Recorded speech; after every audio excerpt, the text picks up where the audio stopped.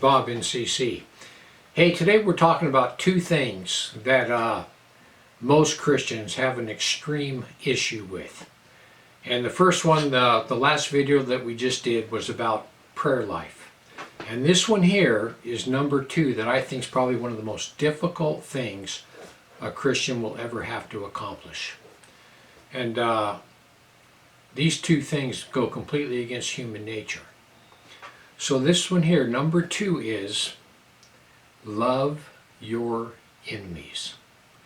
And people, that's one that we all have trouble with, even if we don't want to admit it. Everyone has trouble loving their enemies. So listen, who can do this? Who can love their enemies? Most of us have trouble loving even our family members, the ones that just keep messing up. I mean, seriously, we have trouble loving our own family members. So how are we supposed to love our enemies? I mean, it's a tough one. So listen, this is what it says in Matthew 5:44-45. He says, "But I say unto you, love your enemies, bless them which curse you, and do good to them which hate you. And pray for those which despitefully use you and persecute you, that ye may be the children of your Father which is in heaven. For he makes his sun to rise on the evil and the good, and he sends rain on the just and the unjust." So listen, this is not love your neighbor as yourself. This is not love your neighbor as yourself. Love your neighbor as yourself is that's people you know, acquaintances, people live across the street. Those are love your neighbor as yourself. He's telling us to love our enemies, people that just absolutely use and abuse us. So listen, why does God ask us to love our enemies?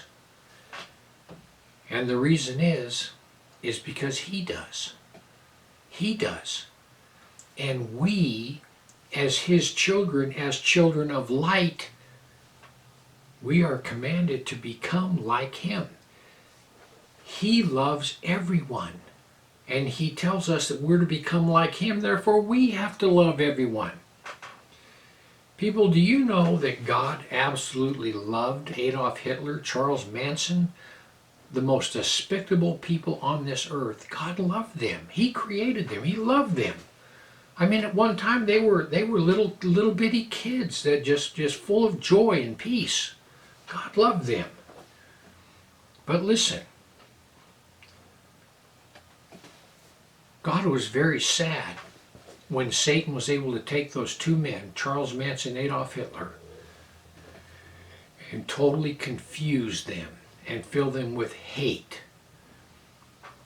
They never knew that there was a God that created them and loved them. Satan just used and abused them right up to the point where they died.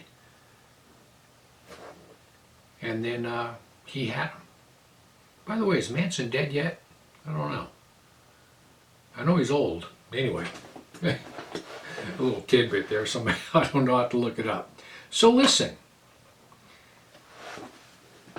The reason that God commands us to love our enemies is because we don't see the whole picture. And God does. God knows why they're like they are. We don't know that. You know, most Christians, and I'm not saying everybody, but honestly, most Christians could care less about homosexuals.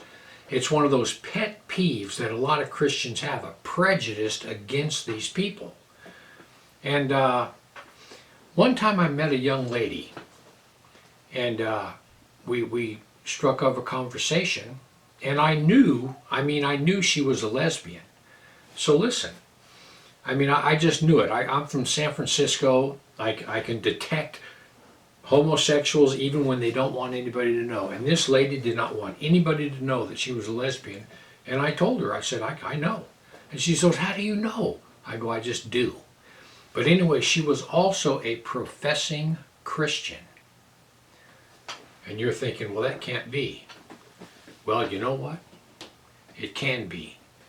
I befriended this girl. I worked with her. And one time she told me her story. From the time she was a little bitty girl, her father used to come in and just abuse her. And he did that her entire life, from the time she was about maybe 8 years old till she was 17 or 18 and able to get out of that house. She was so traumatized that once she became an adult that she could not have a man touch her. It would just send her in. I mean, she would just absolutely break down. She couldn't do it. So she became a lesbian. And then later on, she got saved. And when she got saved and the Lord came into her heart and she was truly born again, at that point she knew for a fact that lesbianism was a sin against God, and she left that lifestyle. And she was actually living a celibate life.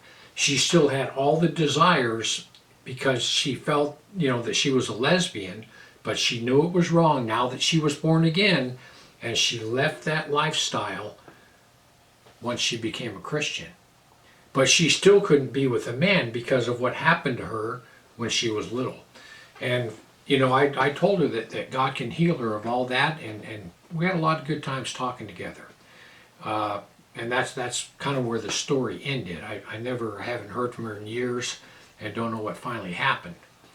But see, now, a lot of people look down on these people, but they don't know the story behind why they're like they are.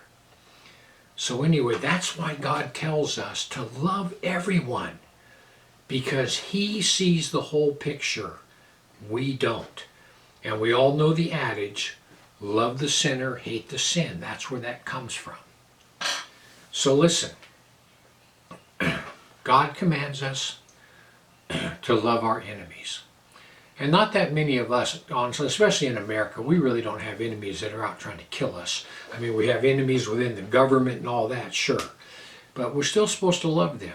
People, listen, I pray not every day, but I bring up the Illuminati, the government behind our government, these evil people.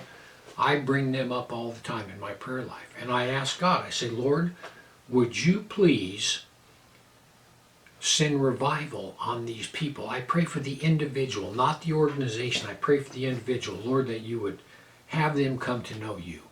And Lord, for the organization, I pray that you'll frustrate their plans.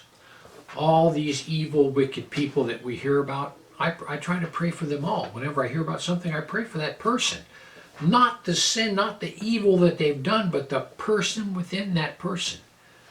The soul within that person. Because listen, these are all people that God created, and He loves every one of them. He loves them as much as He loves you and me.